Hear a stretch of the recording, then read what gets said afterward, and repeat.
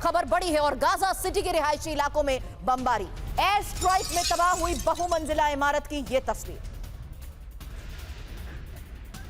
Targeted इमारत में Hamas के होने का दावा।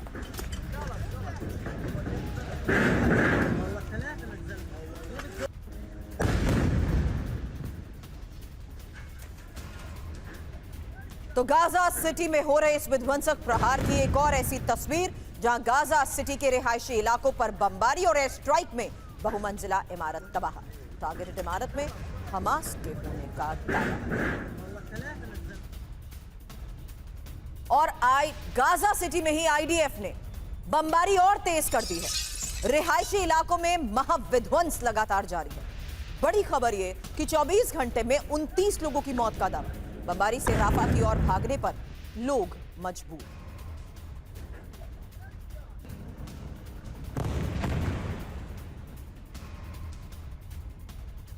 और गाजा के ही खान यूनिस में UEN Jaipur is a perfect target for prospective students aspiring for good jobs, good education with future-ready skills. Rally कहर। एक बड़ी खबर है, एक साथ कई इमारतों में विस्फोट से मची दहशत। ये तस्वीर बची हुई रिहायशी इमारतों को आईडीएफ तबाह कर रहा है। खान यूनिस में लोगों के लौटने की आशंका में हमले भी बढ़ा दिए गए हैं।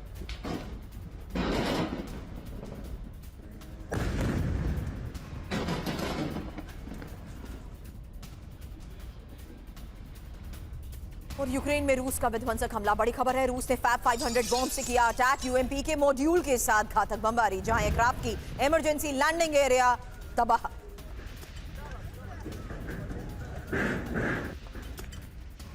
ये देखिए एक बार फिर से रूस का ये विध्वंसक हमला है। फैब 500 बॉम्ब से अटैक, यूएमपी के मॉड्यूल के साथ घातक बमबारी, जहां एयरक्राफ्ट की इमरजेंसी लैंडिंग एरिया को तबाह कर दिया गया। और डोनबास में यूक्रेन का विध्वंसक हमला। अगली बड़ी खबर है, यूक्रेनी बमबारी में पुल कैसे तबाह हुआ उसकी तस्वीर, जहां रूस की सप्लाई लाइन को किया गया टारगेट।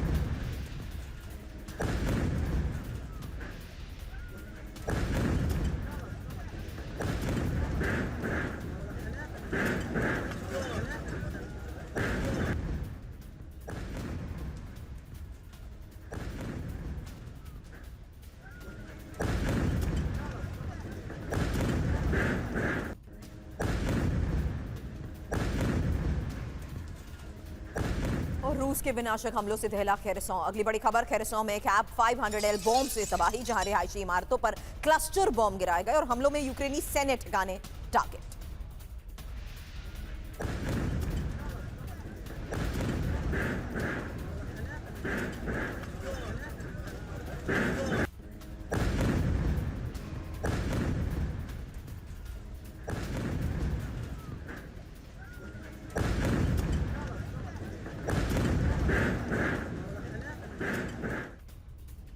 तो तीन तस्वीरें एक साथ आपके सामने, जहां देखिए किस तरीके से रूस ने बड़े विध्वंसक हमलों को अंजाम दिया है। और इस बीच टारगेट पर वो एयर स्ट्रिप जहां पर लैंडिंग होने वाली थी। वहीं डोनबास में यूक्रेन ने विध्वंसक हमले को अंजाम देते हुए उस पुल को तबाह किया, जहां इस पूरे सप्लाई रूट को टारगेट किया गया है। और खेरसों की तस्वीर, बम से मची तबाही की वो तस्वीर, जहां रिहायशी इमारतों पर क्लस्टर बॉम्ब गिराए गए।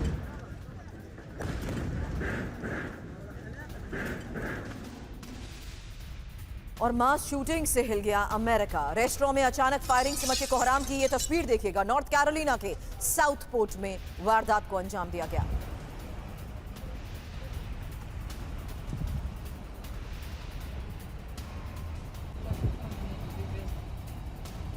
नॉर्थ कैरोलिना में ही गोलीबारी से मची दहशत की एक और तस्वीर, जहां हमले में 3 लोगों की मौत की खबर है, 8 जख्मी। फिश कंपनी रेस्टोरेंट में लाइव म्यूजिक के दौरान यह हादसा। पुलिस ने इस घटना को एक्टिव शूटर अलर्ट घोषित किया है।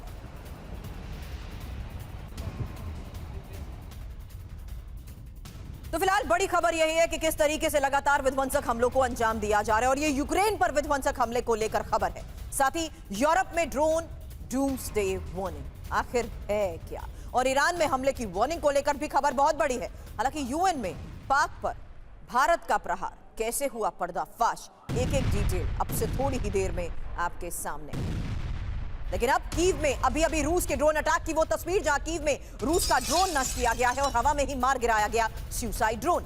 आपको बता दें पिछले 12 घंटे से कीव समेत कई शहरों पर लगातार हमले जारी हैं और यही एक और सबसे बड़ी खबर है।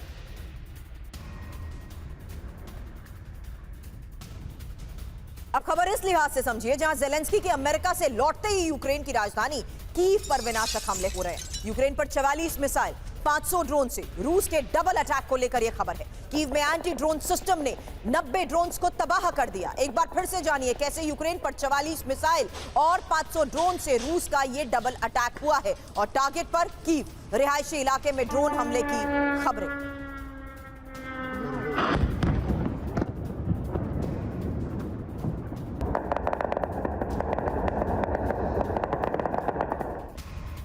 और कीव की ही 20 लोकेशन पर एक साथ हमला हुआ है। कीव के 6 जिलों पर ड्रोन और मिसाइल अटैक। रूस के हमले में एक बच्ची समेत 5 लोगों की मौत की भी खबर।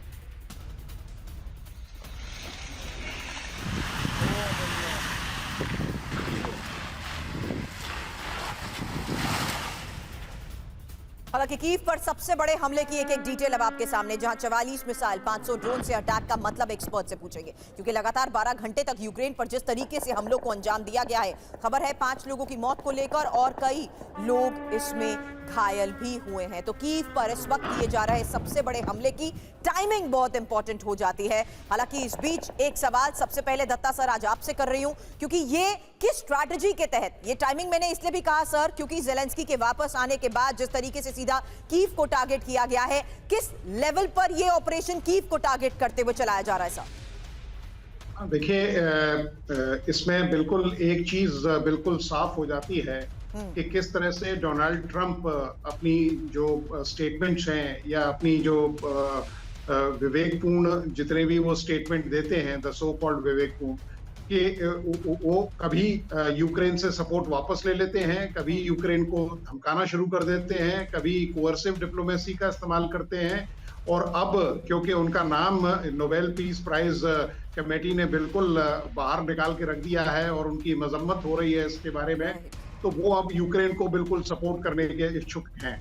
रशिया ने इस बात को कोई बहुत ज्यादा मतलब कंफर्टेबली नहीं लिया है और रशिया का ये संकेत है कि अगर यूक्रेन दोबारा अमेरिका के पाले में रहता है या अमेरिका उसको दोबारा सामरिक तौर पे या वैसे सपोर्ट करता है, तो रशिया यूक्रेन पे और हमले अपने तेज करेगा। सर जो बात कही वही अगली खबर है, क्योंकि आधे यूक्रेन में रूस के हमलों का अलर्ट है और कीव, ओडेसा समेत बड़े शहरों पर एक साथ रूस के हमले को लेकर यह खबर, जहां पोर्ट सिटी ओडेसा में रूस की भयंकर बमबारी और रूस के हमलों से ओडेसा में मिलिट्री ठिकानों को किया गया तबाह।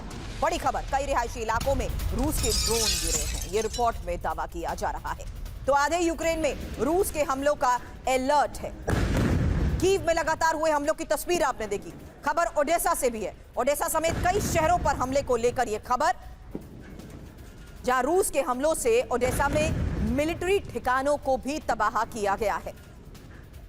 अब ज़ेपोरिज़िया में क्रूज मिसाइल से हमला, बड़ी खबर है। ज़ेपोरिज़िया में रिहायशी इमारत पर हमले की खबर है और ड्रोन हमले में स्कूल को भी नुकसान।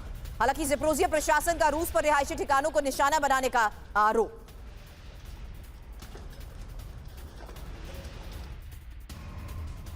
ओजोनेस में यूक्रेनी ठिकानों पर नॉनस्टॉप अटैक, बड़ी खबर है। मिलिट्री बिल्डिंग पर रूस के हमले को लेकर, जहां रिहायशी इलाके में शेल्टर्स पर छिपे स्थानीय लोग।